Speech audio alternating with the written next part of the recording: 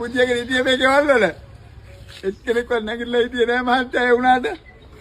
නැගිට එක මං අයියාව පාට අම්මව දාලා ජීවිත බේරුව විතරයි අපි කෙරුවේ. අයියා රංසභාගේ. ඔව්.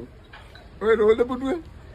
අදත් අනිත් රෝද පුටුව. හැබැයි මං සල්ලි දීලා කියලා පොනේ මේ ඔය වගේ මිනිස්සු මට දීපු 10 වල. ඔයාලා දෙන්න. මේ සිරප් ගහපුවා මත්තේ. මං කිව්වන් සිරප්. ජීවිත බේරුපු එකති මේ අයියාගේ. ජීවිත ගියක් බේරුවයි. ජීවිත ඉතින් මේ පවුල් ටිකටම පණිවිඩ ලබා දුන්නේ මෙයානේ. මෙයාගේ ඔක්කොම ටික අහකට දාලා මෙයා දුවලා ගිහින් දුන්නා. එතෙන් දැස්සේ සමහර වතුරට මෙයාගේ ටික අවුල් ගියේ මෙයා රෑනේ. පාන්දර දෙකයි මාත්. ඔයා තමයි මුළු ගමටම නිවුස් එක දුන්නේ. ඔව්. මාත් බඩුව ඕනේ. මෙයා වයසක අයව ගිහිල්ලා ස්ථානගත කරලා එනකොට මෙයාගේ දීම් ටිකයි මෙයාගේ ඔක්කොම ටික නාස්ති වෙලා ගිහිල්ලා.